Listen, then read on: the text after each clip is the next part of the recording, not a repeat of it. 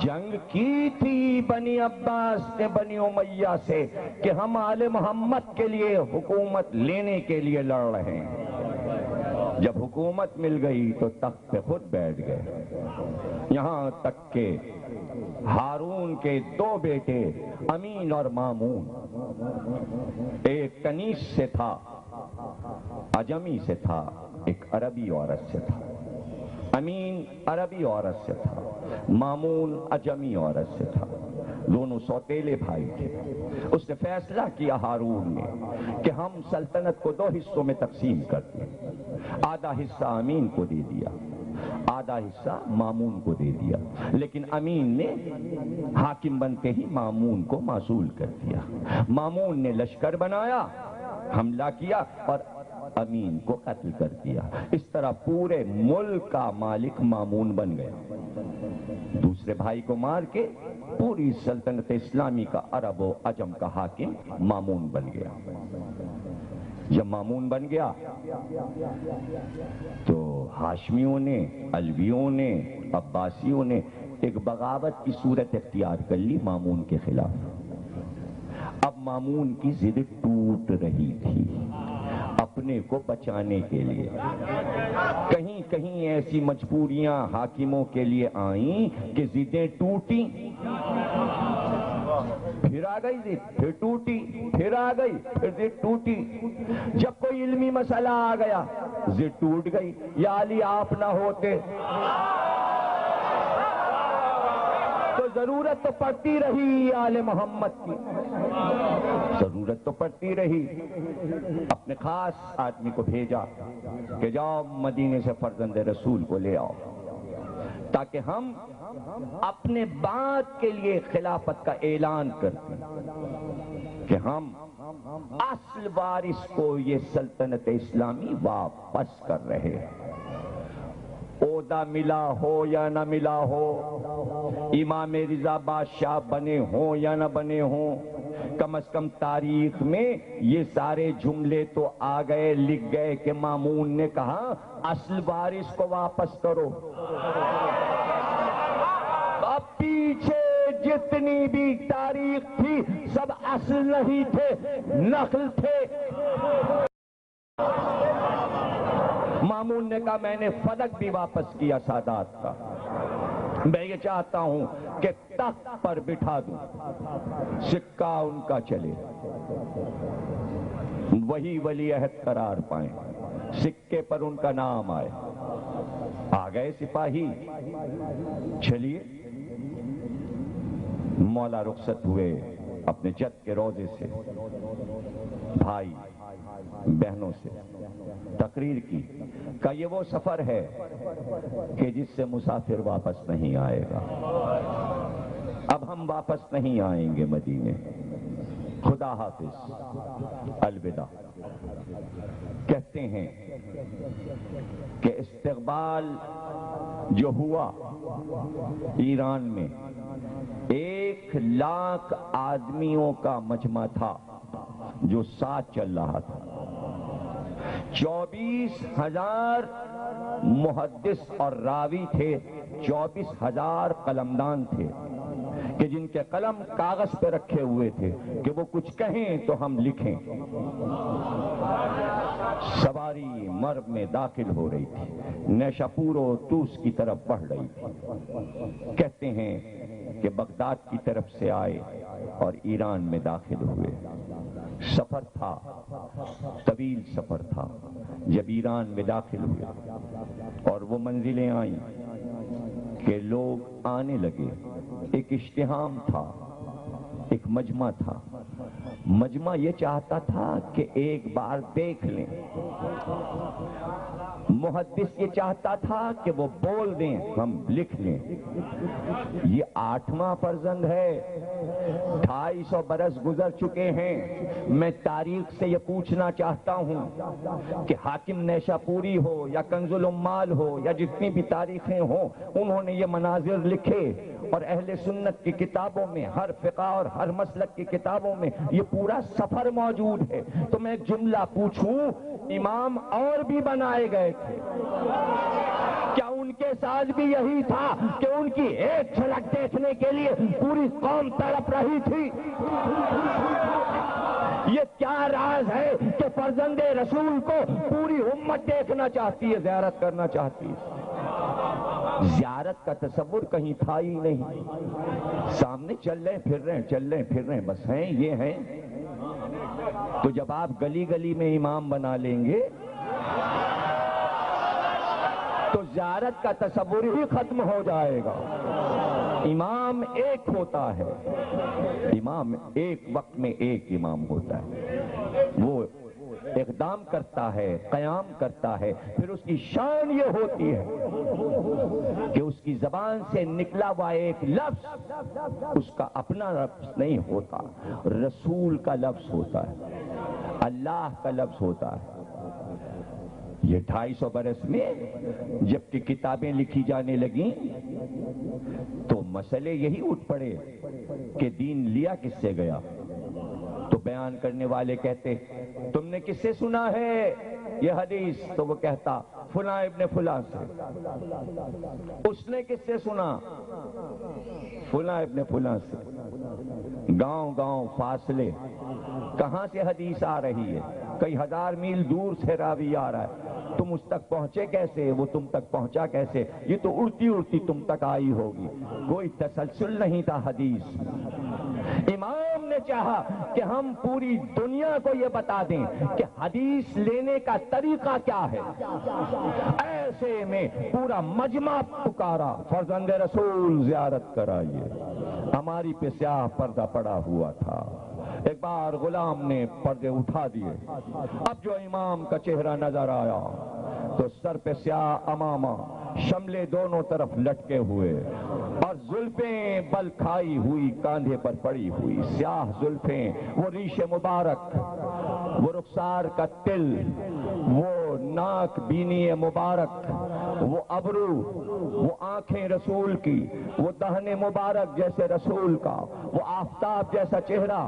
عالم یہ تھا کہ جب پہلی جھلک دیکھی تو جو گھوڑوں پہ بیٹھے تھے کود پڑے، پیدل ہو گئے، نالینیں اتار دی، اور جو جلدی میں گھوڑے سے کود نہ پائے انہوں نے کمر کے خنجر نکال کر رکاب کے تسمے کاٹنے شروع کر دیے کہ ہم پیدل آ جائیں، ہم زمین پہ آ جائیں تاکہ ہم دیکھ سکیں اطمینان سے۔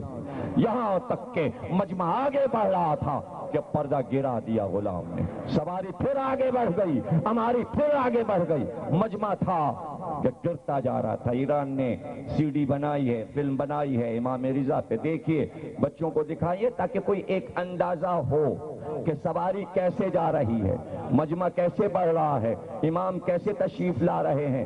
ایران نے چہرہ نہیں دکھایا ہے فلم میں، لیکن ایک دائرہ ہے نور کا کہ جب امام آتے ہیں اور درس دیتے ہیں تو یہ جو کچھ آپ دیکھ رہے ہیں، بہرحال ناقص العقل انسان کتنا دکھا سکتا ہے نور کو، لیکن سمجھا تو سکتا ہے۔ ہم کیا بتائیں کہ ہم بغیر کسی منظر کے لفظوں سے دکھانا چاہتے ہیں کہ شان امام کیا تھی۔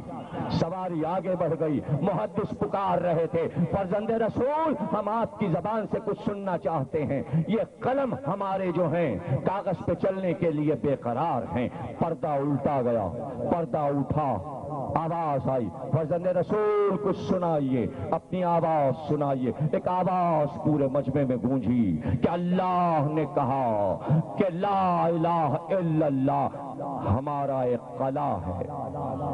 دیکھا آپ نے، علی نے گفتگو شروع کی تو اس سے شروع کی، 8ویں علی نے شروع کی تو وہیں سے شروع کی۔ اس گھرانے کے علاوہ کوئی اور توحید کا مزاج سمجھتا ہو تو اس کا نام بتاؤ۔ سب اپنی اپنی باتیں کرتے تھے، اللہ سے شروع کرنے کی کسی میں جسارت نہیں تھی۔ جانتا ہو اللہ کو تو بولے۔ ابھی تک تو کسی کو نہیں پتا تھا کہ لا الہ ایک قلعہ ہے۔ جو اس میں داخل ہوا وہ امن میں آیا، لیکن ایسے نہیں حدیث سنا دی کہ سنو اور لکھو، جہاں تک آواز پہنچ رہی ہے لکھو۔ میں تمہیں ایک حدیث سنانا چاہتا ہوں، میں سنا رہا ہوں، میں نے یہ حدیث اپنے بابا امام موسی کاظم سے سنی، انہوں نے یہ حدیث اپنے پدر گرامی امام جعفر صادق سے سنی، انہوں نے اپنے پدر محمد باقر سے سنی، انہوں نے اپنے پدر گرامی امام علی ابن الحسین سید سجاد سے سنی، انہوں نے اپنے پدر حسین ابن علی سے سنی، انہوں نے اپنے بھائی حسن مصطفیٰ سے سنی، انہوں نے اپنے پدر گرامی امام علی علیہ السلام سے سنی، اور علی نے رسول خدا سے سنی۔ رسول خدا کے پاس جبریل آئے اللہ کا پیغام لے کر، اپنی زبان کو وحی سے ملا دیا۔ محدثین نے یہ نہیں کہا تھا کہ سلسلہ روایت بھی سنا دیجئے، لیکن بتایا حدیث جب بھی کسی سے لینا پہلے حدیث کا شجرہ سن لینا، پہلے حدیث کا شجرہ، بے بلدیت کی حدیث نہ لینا، حدیث کی بلدیت ہم ہیں،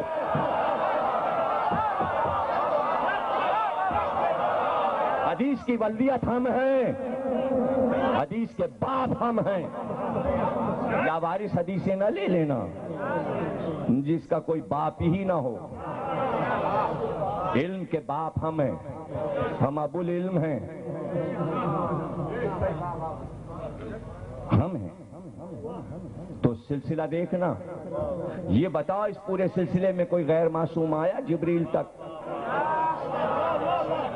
تو کہتے ہیں کہ امام احمد بن حنبل نے اپنی مسند میں لکھا کہ نیشاپور کے راستے میں امام رضا نے جو حدیث سنائی وہ سلسلۃ الذہب ہے، سنہرا سلسلہ، سنہری کڑیوں کا سلسلہ، اور کہا کہ یہ وہ سلسلہ ہے کہ جس میں معصومی معصوم حدیث میں آتے ہیں۔ تو کہا اگر یہ سلسلہ دیوانے پر پڑھ کے پھونک دیا جائے تو دیوانہ صحیح الدماغ ہو جائے۔ تو 8واں بیٹا رسول کا جو سلسلہ سنائے اس میں یہ طاقت ہے کہ دیوانے کو اچھا کر دے، رشتہ قلم سے ہے، اور تم رسول پہ یہ شک کر رہے ہو۔ وہ کہہ رہے قلم کاغذ لاؤ، یہ کہہ رہے ہیں دیوانے ہو گئے۔ امام نے بتایا کہ جس میں رسول کا نام آ جائے وہ سلسلہ پڑھ کے دیوانے پہ پھونکو، نہ کہ رسول کے دماغ پہ شک کرو۔ قلم اور کاغذ لے کے آئے ہو، 24,000 قلم آج لے آئے تم، رسول ایک قلم مانگ رہا تھا تو ایک قلم نہیں دیا، ہم نے تو قلم نہیں مانگے تھے، یہ 24,000 کیوں لائے؟ امام رضا نے نیشاپور کے راستے میں ان ضدیوں کی ضد توڑی جنہوں نے قلم نہیں دیا تھا۔ 24,000 قلم منگوائے، اور اتنی خاموشی تھی کہ کاغذ پہ قلم چلنے کی آواز آ رہی تھی اور لوگ حدیث لکھ رہے تھے۔ قم کے بادشاہ نے کہا یہ سلسلہ لکھ کر کاغذ پر ہمارے کفن میں رکھ دینا، یہ ہماری بخشش کے لیے کافی ہے جو امام نے حدیث کا سلسلہ سنایا۔ سونے کی تختی پہ لکھ دینا، سنہرے حروف سے لکھ دینا کیا سلسلہ ہے۔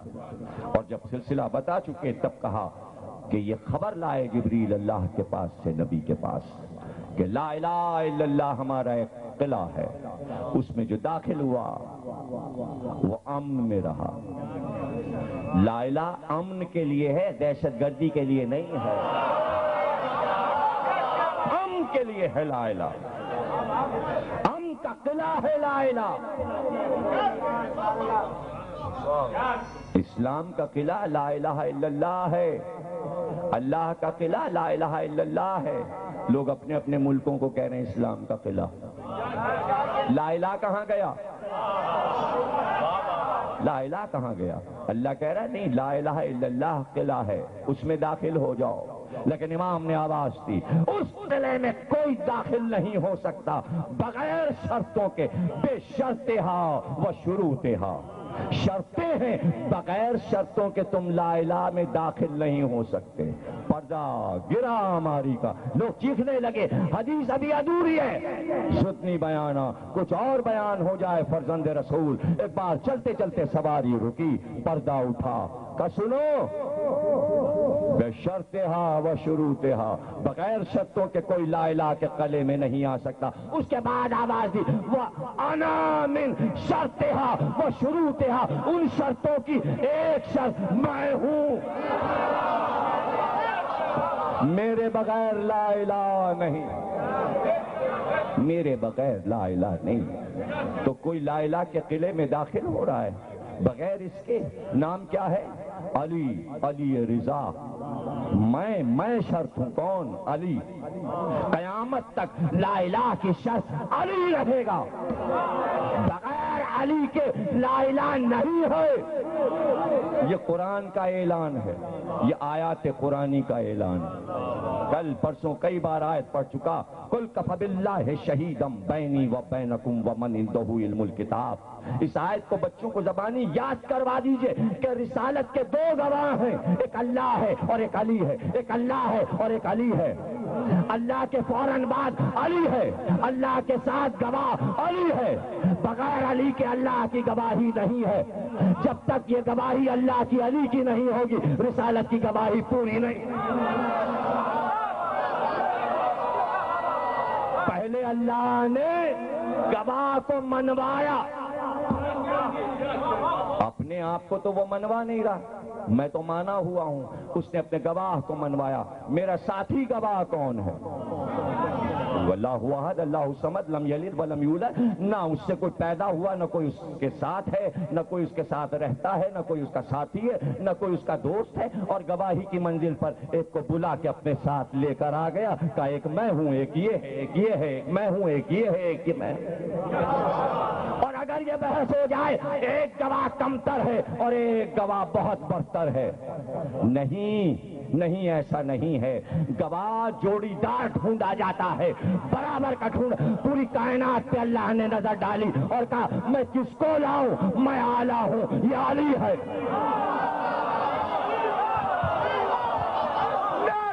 میں اعلیٰ ہوں، میں اعلیٰ ہوں، یہ علی ہے۔ دو گواہ انسانیت کی عدالت میں، کیسے کہوں کہ کھڑے ہیں؟ اللہ کہیں کھڑا نہیں ہو سکتا، کہیں استادہ نہیں ہو سکتا، کسی کٹہرے میں وہ آ نہیں سکتا، وہ کسی چیز میں سما نہیں سکتا، وہ لامکان ہے۔ کہاں آ کے گواہی دے؟ کب اس نے گواہی دی؟ کب آیا تھا ابو قبیس کی پہاڑی پر گواہی دینے؟ بھائی میں آیت کی تشریح کر رہا ہوں، کوئی دنیا کا انسان بتائے اللہ کہتا ہے میں رسول کا گواہ ہوں، تو کہاں آیا تھا؟ غار حرا میں آیا تھا؟ کہاں آیا تھا؟ غار ثور میں آیا تھا؟ کہاں آیا تھا؟ کعبے کی چھت پہ آیا تھا؟ مکے میں آیا؟ مدینے میں آیا؟ جملہ ضائع نہ کرنا، اپنی گواہی اور دوسرے گواہ علی کی گواہی، دونوں گواہیاں علی کے ذریعے۔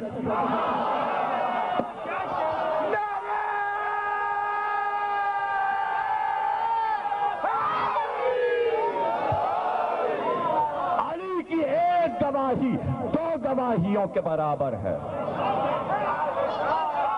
دو گواہیوں کے برابر ہے۔ ڈوب مرے ضدی کہ جب زہرا نے کہا فدق میرا ہے، آواز آئی گواہ، کہا علی۔ قرآن سے انکار کر دیا، قل کفی باللہ شہیدا بینی و بینکم ومن عندہ علم الکتاب۔ جو اللہ کا گواہ، جو رسالت کا گواہ، زہرا اس کو لائیں، علی میرا گواہ۔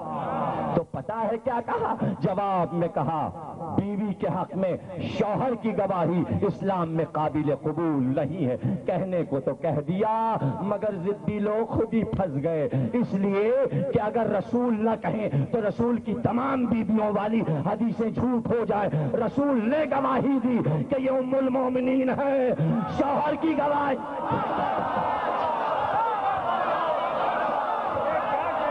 شوہر کی گواہی پر بیویوں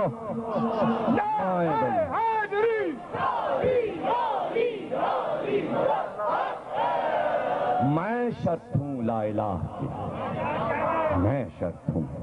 24,000 قلم لکھ رہے تھے، سواریاں آگے بڑھتی جا رہی تھیں، خادمین آگے بڑھے کہ یہاں قیام ہوگا، اس لیے کہ نماز کا وقت آ گیا۔ راستے میں مسجد تھی، مسجد کا صحن بہت بڑا تھا۔ امام اترے سواری سے، تشریف لائے مسجد میں، نماز ادا کی، ہزارہ آدمی نے نماز پڑھی۔ کے نہیں پوچھ رہا فرزند رسول کون سی نماز پڑھا رہے ہیں، نمازیں تو کئی ہو گئی ہیں پر نماز پڑھ رہے ہیں، معلوم ہے رسول کے بیٹے کے پیچھے نماز پڑھ رہے ہیں، اس سے نہیں پوچھا جائے گا کیسی نماز، ایسی نماز، کیسی نماز۔ بیٹا نماز پڑھا، سب کو پڑھنا ہے، سب کو پڑھنا ہے، اور جب بیٹا آئے گا اور جب نماز پڑھائے گا تو میں عیسیٰ سے پوچھوں گا کیسے پڑھو گے، ایسے پڑھو گے کیا ایسے یہ تو عیسیٰ سے پوچھا جائے گا۔ پھر عیسیٰ کے پیچھے جو بھی پڑھیں، جو پڑھیں، تو نماز تو ابھی باقی ہے پڑھنے کے لیے کہ جہاں ضدیں ٹوٹیں گی، اب ضدیں ٹوٹیں گی۔ نماز میں زیادہ ضد آتی ہے، روزے میں زیادہ ضد آتی ہے، ضد کے ساتھ روزے میں غصہ بھی بہت آتا ہے، پہلے ہی روزے میں بسوں میں جھگڑا شروع ہو جاتا ہے۔ عبادتیں جھگڑے نہیں ہیں، عبادتیں امن کی چیز ہیں، یہ امام بتا رہا ہے، یہ معصوم بتا رہا ہے۔ ابھی نماز پڑھ کے مصلی پر بیٹھے تھے، دو زانو بیٹھے تھے کہ کوئی نظر کے کھجور کا تھال لے کے آ گیا، امام کے سامنے رکھ دیا گیا، کھجور کا تھال رکھ دیا گیا۔ محمد ابن عیسیٰ راوی ہے، رات میں اپنے گھر میں سو رہا تھا، میں نے سنا کہ باہر بہت مجمع ہے اور شور ہے، میں باہر نکل آیا تو پتہ چلا کہ رسول اللہ سامنے کی مسجد میں آئے ہیں، تشریف لائے ہیں، لوگ وہاں جا رہے ہیں، میں بھی اس مجمع کے ساتھ چلا۔ جب میں مسجد میں پہنچا، صحن میں نے دیکھا رسول اللہ تشریف فرما ہے، کھجور کا تھال رسول اللہ کے سامنے رکھا ہے، مجھے آواز دی محمد بن عیسیٰ ادھر آؤ، میں قریب گیا، سلام کیا، ہاتھ چومے، رسول اللہ نے مٹھی بھر کے کھجوریں اٹھائیں اور کہا محمد بن عیسیٰ یہ تمہارے لیے۔ میں نے وہ کھجوریں لیں، میں مسجد سے باہر آیا، میں نے گنا 18 کھجوریں تھیں، تو میں یہ سمجھا اب میری زندگی کے 18 برس رہ گئے، میری آنکھ کھل گئی۔ صبح جب ہوئی تو اسی طرح خواب میں جیسا شور سنا تھا، شور کی آواز کان میں آئی، میں باہر نکلا، مجمع گلیوں میں مجمع، شاہراہوں پہ مجمع، میں نے پوچھا کیا ہے؟ تب وہ سامنے کی مسجد میں فرزند رسول مدینے سے تشریف لائے، اسی طرح انہی راستوں پہ ہوتا ہوا جو خواب میں دیکھا تھا، میں مسجد میں پہنچا، مسجد کا نقشہ بھی وہی تھا، مجمع ویسا ہی تھا، صحن ویسا تھا، اور محراب میں اسی طرح بیٹھے ہوئے دیکھا جو چہرہ رات دیکھا تھا۔ ابھی میں صحن مسجد میں داخل ہوا تھا کہ محراب کے پاس سے آواز آئی محمد بن عیسیٰ ادھر آؤ، جیسے خواب میں بلایا گیا تھا اسی طرح آواز دی گئی، یہ میرا نام جانتے ہیں۔ میں قریب پہنچا، میں نے سلام کیا، میں نے ہاتھ چومے، مٹھی بھر کے انہوں نے کھجوریں دی، اب جو میں نے مٹھی میں کھجوریں لی میں نے گنی 18 تھیں، جب 18 گن چکا میں نے کہا کچھ اور عنایت ہو جائے، کہا میرے دادا نے خواب میں جتنی دوئی ہیں اس سے زیادہ ہاتھ برابر ہے، رسول کا اور فرزند کا ہاتھ برابر ہے۔ ید اللہ فوق ایدیہم، یہ اللہ کا ہاتھ ہے محمد، یہ اللہ کا ہاتھ ہے۔ قرآن میں کہا گیا یہ اللہ کا ہاتھ ہے، اللہ کا ہاتھ ہر چیز کے وزن کو جانتا ہے، امام کو معلوم ہے کہ اور یہ تعبیر جو تم لے رہے ہو کہ 18 برس زندگی میں رہ گئے، ایسا نہیں ہے، ابھی تم جیو گے، اس غلط فہمی کو دل سے نکال دو۔ میرا جد نہ موت بانٹتا تھا نہ میں موت بانٹنے آیا ہوں، ہم زندگیاں دیتے ہیں، آج تک زندگی دے رہے ہیں، دنیا جہان کا بیمار کہیں سے شفا نہ پائے لے جا کے زری میں باندھ دو، ادھر قریب پہنچا اور درود کے نعرے ہوئے، فالج زدہ کے پیروں سے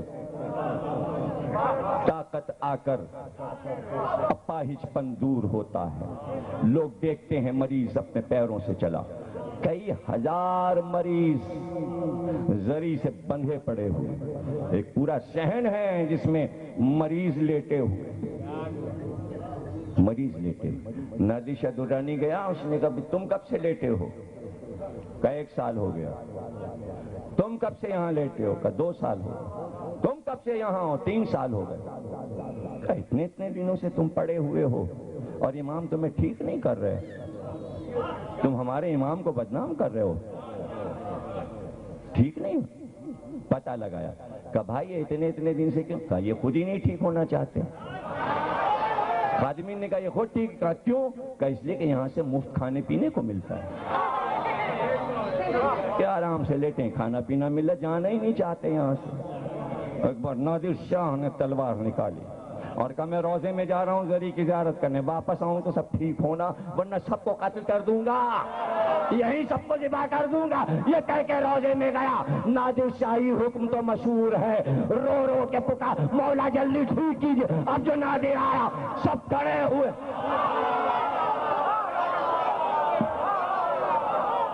یہ ہسٹری ہے، معجزے کی دنیا سے ہٹ کے نادر شاہی حکم۔ وہیں امام کے روزے سے کچھ دور چلو گے تو نادر شاہ کا مقبرہ ملے گا۔ دیکھیے آرام کر رہا ہے وہیں مشہد کی سرزمین، اور مشہد کی سرزمین کا کیا کہنا کہ جہاں سکندر اعظم پہنچا اور اسی باغ میں قیام کیا کہ جہاں آج امام کا روزہ ہے۔ بہت سرسبز و شاداب باغ تھا وہ، اسی لیے ہارون رشید وہاں پہنچا تھا اس باغ کو دیکھ کر، اور پھر مر کے وہیں دفن ہوا ہارون بھی۔ لیکن سکندر سو رہا تھا اپنے خیمے میں، خواب دیکھا آسمان سے ایک ستارہ چلا۔ آستانہ قدس ادارہ ہے امام کا، جب اندر آپ داخل ہوں گے تو ایک آفس آپ کو ملے گا، باہر اس آفس پہ لکھا ہے آستانہ قدس۔ یہ ڈپارٹمنٹ ہے امام کا، جہاں سے امام کے بارے میں کتابیں چھپتی ہیں، عید کارڈ ایشو ہوتے ہیں، ہر امام کی ولادت پہ کارڈ بھیجی جاتے ہیں، غدیر پہ کارڈ بھیجی جاتے ہیں، بی بی کی ولادت پہ معصومہ کے کارڈ بھیجی جاتے ہیں، شہادت پہ بھی کارڈ بھیجی جاتے ہیں، جہاں سے پرچیاں ملتی ہیں کھانے کے لیے، اردو میں بھی کتابیں ملتی ہیں، اور ایک رسالہ نکلتا ہے زائر، وہ دنیا کی ہر زبان میں چھپتا ہے، جو اردو کا زائر ہے اس میں سے پڑھ رہا ہوں کہ سکندر اعظم آج سے کئی ہزار برس پہلے جب فتح کرنے دنیا نکلا اور جب ایران سے گزرا تو اسی باغ میں مشہد کے ٹھہرا۔ رات کو خواب دیکھا کہ آسمان سے ایک ستارہ چلا اور اترتے اترتے اس جگہ آیا جہاں سکندر کا خیمہ لگا تھا اور زمین میں ڈوب گیا۔ اٹھا تو نجومیوں سے پوچھا اس خواب کی تعبیر کیا ہے؟ کہ سکندر اعظم ایک عظیم انسان مثل آسمان کے اس جگہ آئے گا اور اس زمین کو عزت دے گا اور وہ یہاں دفن ہوگا، وہ کسی نبی کا بیٹا ہوگا۔ یہ اس خواب کی تعبیر ہے۔ سکندر اعظم کی تاریخ، مقبرے بہت ہیں، روزے بہت ہیں، فرزند رسول بن بن کے بہت سے لیٹے ہوئے ہیں، چھوٹے موٹے لوگ چھوٹے موٹے روزوں پہ جا کے بہت خوش ہوتے ہیں۔ ارے جو اصل ہے جس کی وجہ سے یہ سب ہیں، اگر یہ گھرانہ نہ ہوتا تو ہم پوچھتے ابو علی شاہ قلندر کہاں سے آئے، شہباز قلندر کہاں سے آئے، معین الدین چشتی اجمیری کہاں سے آئے، نظام الدین اولیاء کہاں سے آئے، عبداللطیف بھٹائی کہاں سے آئے، یہ مقبرے کہاں سے آئے، یہ شکر گنج کہاں سے آئے، یہ داتا گنج بخش کہاں سے آئے۔ ارے اسی در کو چوم کے لیٹ گئے کہ یہاں بھی آئے۔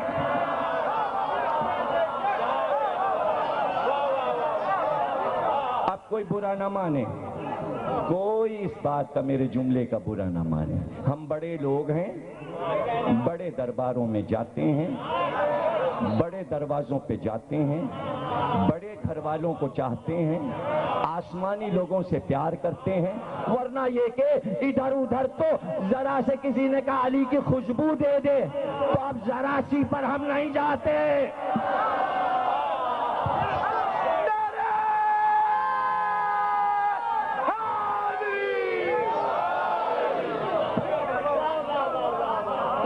یہ کیسی بات ہے؟ کبھی اس پہ بھی غور کر لیجئے گا۔ سندھ میں مزار، پنجاب میں مزار، ادھر پانی پت میں، ادھر اجمیر میں، یہاں دلی میں گلی گلی نقوی سادات ہیں۔ نظام الدین اولیاء 10ویں امام کی اولاد ہیں، نظام الدین اولیاء، معین الدین چشتی اجمیری امام حسن کی اولاد ہیں، 10ویں پشت، 12ویں پشت، 17 پشت، 18 پشت۔ غازی عبداللہ ہیں امام حسن کی اولاد۔ ارے بھائی ڈائریکٹ ایک کے بعد ایک بیٹا اور سب معصوم. خدا کی قسم میں نے سارے مزار دیکھے. نظام الدین اولیاء بھی دیکھا، داتا گنج بخش بھی دیکھا، گنج شکر بھی دیکھا، ہم نے شہباز قلندر بھی دیکھا، ہم نے شاہ شمس بھی دیکھا، سب دیکھا. اچھے روزے بنے. میں قرآن کی قسم کھاتا ہوں، میں اس منبر کی قسم کھاتا ہوں، میں اس مجلس کی قسم کھاتا ہوں، ایک بار امام رضا کا روزہ دیکھ لو تو تمہیں یہ پتا چلے گا جنت کیسی ہے. یہ چھوٹے چھوٹے روزے کچھ نہیں ہیں. ارے 14 تو صحن ہے، 14 تو صحن غدیر الگ، صحن آزادی الگ، صحن خمینی الگ، اور صحن پر صحن بنے چلے جاتے ہیں. اور صحن کیا ہیں؟ کائنات ان کے سامنے صحن ہے. آنگن ہے آنگن. جس نے کعبے کے گھر میں آنگن بنا لیا ہو،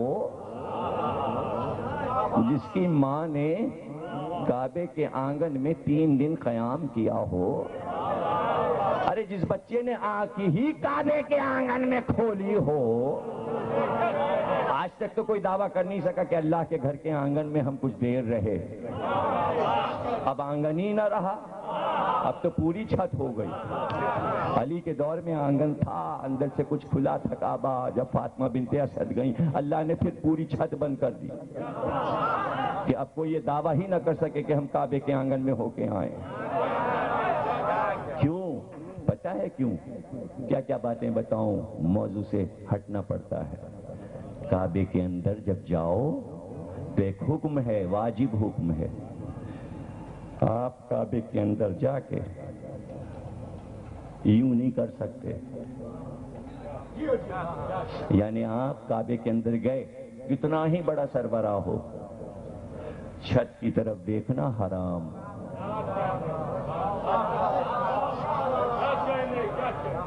آنکھیں جھکائے ہوئے زمین کو دیکھتے ہوئے جاؤ اور نکل آؤ، یوں نہیں کر سکتے. اللہ کے گھر میں سر اٹھاؤ گے؟ ارے جب اس کی بارگاہ میں سر اٹھا لیا تو پھر اب چاہے جہاں سر اٹھاتے پھرو، دندناتے پھرو، سر جھکائے ہوئے. صحن ختم کیا گیا. اگر کعبے میں صحن ہوتا اور کوئی چلا جاتا اور یوں کرتا تو بالکل کعبے سے بیت معمور نظر آتا ہے. چاہے وہ عام ہی انسان کیوں نہ ہو، بیت معمور دیکھ سکتا تھا. اللہ نے صحن ختم کر کے چھت بنا دی تاکہ بیت معمور کوئی نہ دیکھ سکے. اس لیے کہ 3 دن بچے نے ماں کی گود میں بیت معمور دیکھا. اب ہر ایک علی نہیں بن.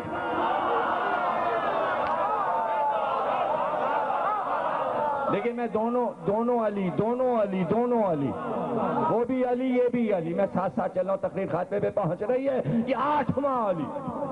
سواری پھر چلی، ہماری میں بیٹھے.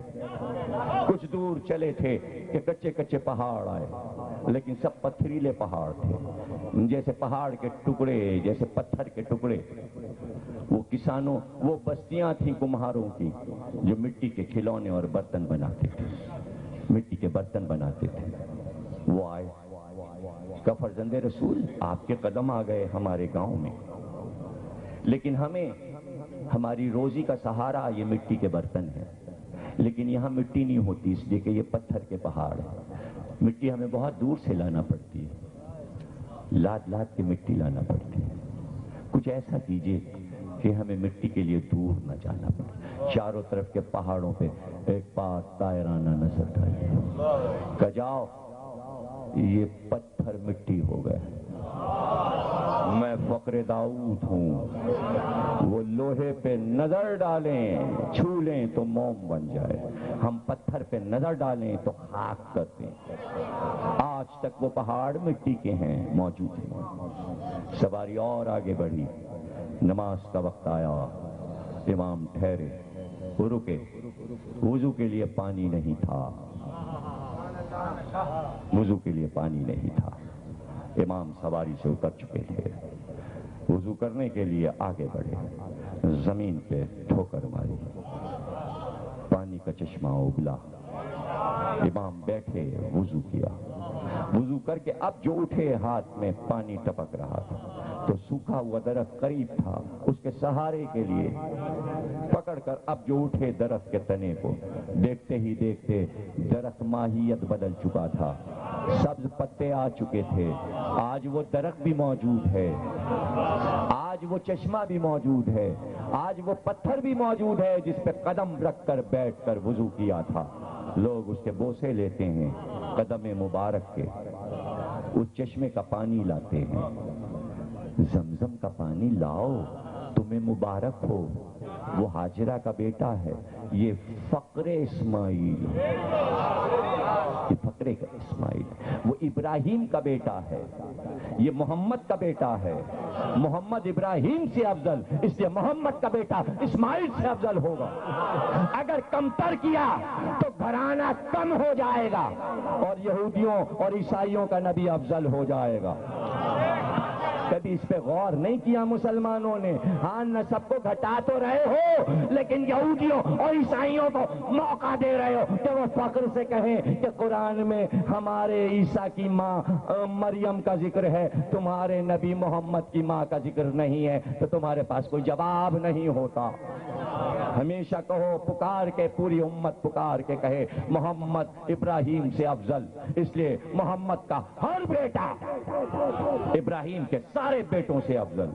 ابراہیم کے بیٹوں میں اسحاق بھی، اسماعیل بھی، یعقوب بھی، یوسف بھی، عیسیٰ بھی، زکریا بھی، یحییٰ بھی، داؤد بھی، سلیمان بھی، تمام انبیاء سے افضل یہ محمد کے سارے بیٹے مہدی تک۔ اس لیے افضلیت کی وجہ سے کہاں ختم نبوت، ختم نبوت، نبی پہ نبوت ختم ہو گئی، بس اب کوئی نبی نہیں آئے گا۔ ہاں امامت ہے، امامت کو سب فرقوں نے مانا، دیکھیں مانا سب نے، انکار کے باوجود مانا۔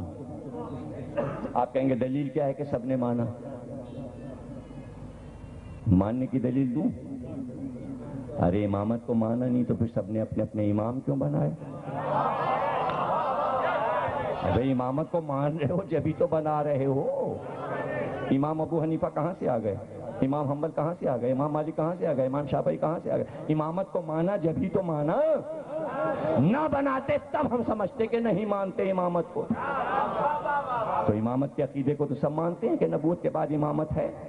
جب معصوم آ جاتا ہے تو مامون نے حکم دیا کہ بنی عباس کا کالا رنگ ختم کیا جائے اور آل محمد کا سبز رنگ ہے، اس لیے سب کے خلط سبز ہو جائیں اور پورے ملک میں سب جھنڈے لگا دیے جائیں، بنی امیہ کے جھنڈے اتار لیے جائیں، بنی عباس کے جھنڈے اتار لیے جائیں، اور سکے جتنے ٹیکسال میں سونے کے ڈھلیں سب پہ لکھا جائے لا الہ الا اللہ محمد رسول اللہ علی ولی اللہ۔ سکے تو میوزیم میں رکھے ہوئے تھے، امام ولی ہے تھے، لکھا جا رہا ہے امام رضا ولی ہے، سکے پہ لکھا ہوا ہے۔ چاہنے والوں نے ان سکوں کو لیا تو پھر خرچ نہیں کیا، چھپا کے رکھ لیا، اس پہ ہمارے امام کا نام ہے، اور جب کوئی جاتا تو بازو پہ باندھ دیتے، اس لیے کہ وہ امام ضامن ہے، ان کی ضمانت میں دیا، اور ضمانت امام تو بات پہ ضمانت۔ شکاری ہرنی کو لے جائے، وہ شکوہ کرے تو کہیں چھوڑ دو اسے، بچے کو دودھ پلا لے تو لے جانے۔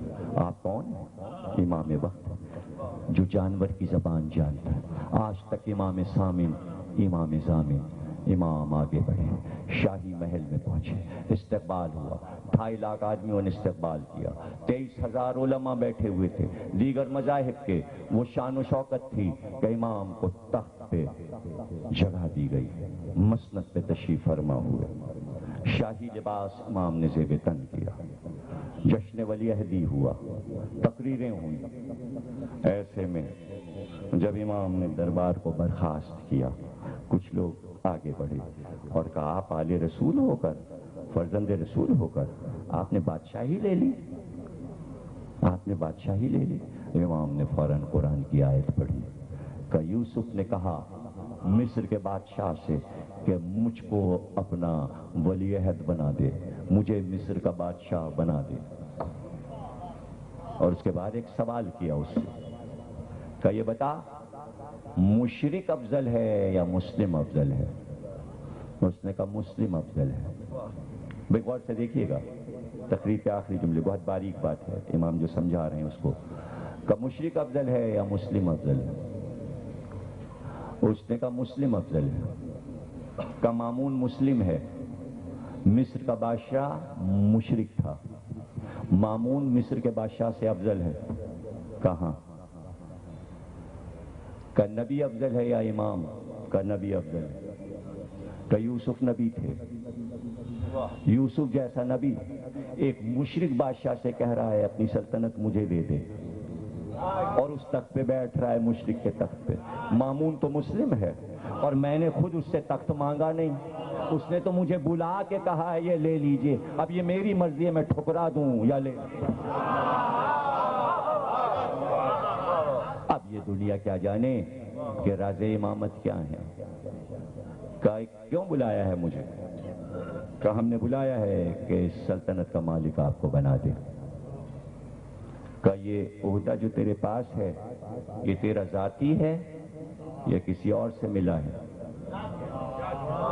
اگر تیرا ہے تو تجھے حق نہیں، اگر اللہ نے تجھے دیا ہے تو تجھے حق نہیں کہ اللہ کی دی ہوئی چیز کسی کو دے دے، اور اگر غصب کیا ہے کہیں سے تو یہ کہے کہ جس کا ہے اسے واپس کر رہا۔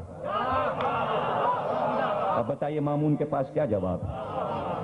اور پھر مجھے حکومت سے کیا، تخت و تاج سے کیا؟ ہم کیا کریں گے یہ حکومت لے کر؟ کہ آپ کو یہ معلوم ہے نا کہ شورا کمیٹی میں علی کو بلایا گیا تھا؟ کہاں معلوم؟ کہ تو یہ کہا گیا تھا نا کہ اگر عہدے کو قبول نہ کیا جائے تو سر اڑا دیا جائے۔ کہ یہ بھی معلوم ہے؟ کہ علی کے قتل کا سامان تھا؟ کہ تھا۔ کہ اگر آپ نے ہمارے دیے ہوئے عہدے کو نہیں دیا تو آپ کا سر اڑا دیا جائے گا۔ کہیں خلافت لے لینے پہ سر اڑ جاتے ہیں، کہیں پیشکش کی جاتی ہے نہ لیا تو سر اڑا دیں۔ یہی مدینے میں علی سے کہا گیا تھا اگر آپ تخت پہ نہیں بیٹھے تو مدینے کی اینٹ سے اینٹ بجا دی جائے گی، ہم سب آپ کو قتل کر دیں گے۔ اس لیے مجبوری درجہ علی نے خلافت لی، 8واں علی، جان کی حفاظت۔ لیکن کہ یہ تیرا منصب مجھ تک پہنچے گا نہیں، چند دنوں میں تو ہی مجھے اس دنیا سے رخصت کر دے گا۔ یہ کہہ کے اٹھ گئے، یہ کہہ کے اٹھ گئے۔ دربار تھا، روز آتے، تشریف فرما ہوتے، چور پکڑ کے لایا گیا، سلطنت مامون میں چوری کی ہے اس نے۔ مامون نے حکم دیا ہاتھ قطع کر دیے جائیں۔ چھوڑنے کا تو کیسے حکم دے گا؟ تو کیسے حکم دے گا؟ اور تیرے کہنے سے ہاتھ کیسے قطع ہو جائیں گے؟ تو میں حاکم ہوں اس ملک کا۔ تو حاکم تو ہے لیکن سلطنت تو غصب کی ہے، تجھ میں اور مجھ میں کوئی فرق نہیں۔ میں چھوٹا چور ہوں، تو بڑا چور ہے، اس لیے تجھے حکم دینے کا کیا حق ہے؟ وہ حکم دے جو خود چور نہ ہو۔ مامون مڑا اور امام کی طرف دیکھا۔